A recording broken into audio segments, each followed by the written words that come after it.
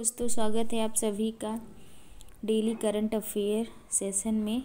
और आज हम जो है 28 जनवरी का करंट अफेयर देखेंगे इम्पोर्टेंट न्यूज़ कौन कौन सी रही हैं। तो पहला है कि विश्व कुष्ठ दिवस जो है कब मनाया जाता है। तो ये जो है जनवरी के अंतिम रविवार को मनाया जाता है। और इस बार इसकी थीम क्या रही है? तो इस बार इसकी थीम रही है एकजुट हों और उन्मूलन करें। और कुष्ठ रोग को हैंसन रोग भी कहते हैं। और कौन सा जीवाणु होता है इसमें? तो इसमें जो है माइक्रोबैक्टीरियम लेप्री नामक जीवाणु होता है। और इससे प्रभावित क्या क्या होता है? तो इससे त्वचा और तंत्रिका तंत्र प्रभावित होता है। और देखेंगे कि 26 जनवरी को और कौन कौन सा दिवस मनाए जाने की घोषणा हुई है। तो इस दिन जो है सीमा शुल्क दिवस मनाया जाएगा और स्वच्छ ऊर्जा दिवस भी मनाया जाएगा।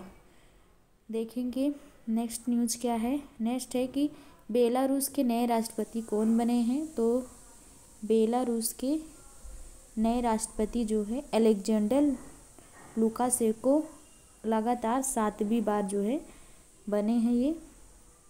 और इनको कितना वोट मिला? तो इनको 87% वोट मिला है।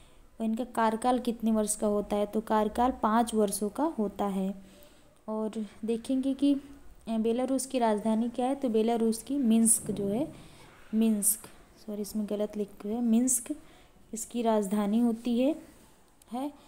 और अभी हाल ही में बेलारूस किसी का मतलब सदस्य बना है। तो ये SCO का नया मेंबर बना है, 10वां मेंबर बना है।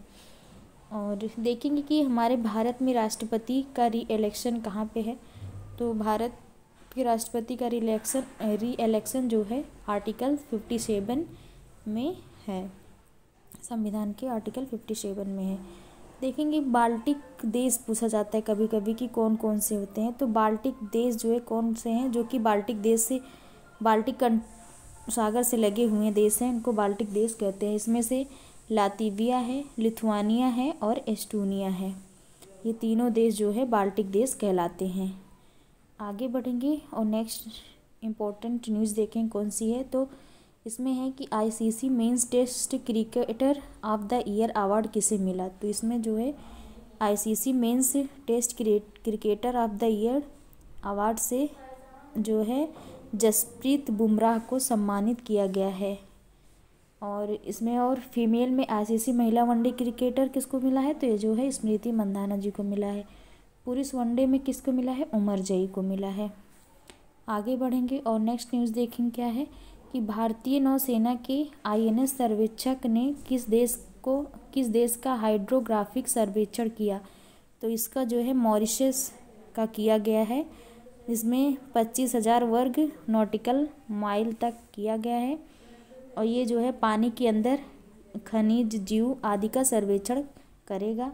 और इसके पहले भी सागर प्रोजेक्ट के द्वारा कई सारे देशों का सर्वेक्षण किया गया, जैसे तंजानिया हो गया, सेशल्स का हो गया, श्रीलंका का सर्वे किया जा चुका है भारत के द्वारा। नेक्स्ट न्यूज़ क्या है कि ग्लोबल बर्डन ऑफ डिजीज़ के अनुसार भारत की कुल प्रजनन दर कितनी है। प्रजनन दर जो है 1.9 रही है। और ये जो है 1950 के दशक में 6.18 थी और 2021 में जो है 1.9 है।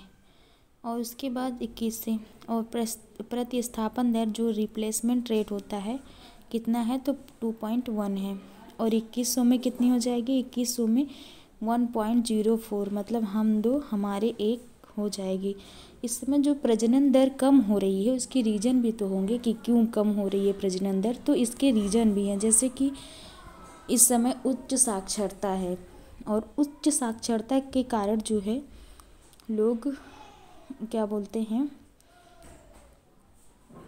समझदारी से काम लेते हैं। उसके बाद जो है इसमें परिवार नियोजन भी है।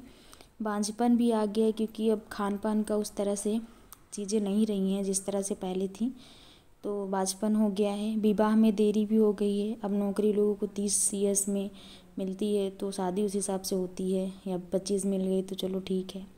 तो उस हिसाब से विवाह में देरी है और गर्भपात है। तो ये सभी रीज़न जो है प्रजनन दर को कम करने के हैं। आगे बढ़ेंगे और नेक्स्ट देखेंगे इम्पोर्टेंट न्यूज आज की क्या है। तो ये है कि मेरी लेबॉन क्रिकेट क्लब के वैश्विक सलाहकार बोर्ड का सदस्य किसे चुना गया है। तो इसमें जो है भारत के जय शाह को चुना गया है और इसमें से भारत की ओर से सौरव गांगुली हैं और संजीव गुप्ता जियो स्टार के सीईओ हैं और कुमार संगकारा जो कि श्रीलंका से हैं ये भी हैं। इसमें जो है 13 संस्थापक सदस्य रहे हैं। नेक्स्ट देखेंगे कौन सी न्यूज़ है। ये है कि समान नागरिक संहिता लागू करने वाला पहला राज्य कौन बना है। तो समान संहिता लागू करने वाला पहला राज्य जो है उत्तराखंड बना है। और सबसे पहले किस राज्य में लागू था। तो ये पुर्तगालियों द्वारा गोवा में सर्वप्रथम लागू किया गया था। लेकिन जो कानून या मतलब कानून बनाने वाला जिसके लिए विधेयक लाने वाला पहला राज्य जो है उत्तराखंड बना है। तो ये जो है 27 जनवरी से लागू हो जाएगा। ये किस आर्टिकल में है। ये DPSP के आर्टिकल 44 में है। इसमें क्या होगा कि सभी धर्म एवं मजहब के लिए विवाह, तलाक, गोद, उत्तराधिकार कानून सभी के लिए जो है अनिवार्य होगा। मतलब सभी के लिए एक जैसा जो है कानून होगा। महिलाओं के लिए जो है संपत्ति का अधिकार जो कि सभी धर्मों में लागू होगा। आगे बढ़ेंगे और नेक्स्ट न्यूज़ देखेंगे क्या है कि इसमें पहला महिला हॉकी इंडिया लीग का खिताब जो है किसने जीता। तो ये पहला संस्करण है। इस बार कहाँ हुआ है। तो ये झांसी के रांची में हुआ है, झारखंड के रांची में हुआ है। और विजेता कौन रहा है। तो ओडिशा वॉरियर्स रहा है विजेता। और उप विजेता कौन रहा है। तो उप विजेता जो है सोरमा हॉकी क्लब रहा है। और इसमें 4 टीमें थीं। इसमें से जो है प्लेयर ऑफ द टूर्नामेंट किसको दिया गया है। तो ज्योति को दिया गया है। और सबसे महंगी खिलाड़ी कौन रही। तो उदिता जो है सबसे महंगी खिलाड़ी रही हैं।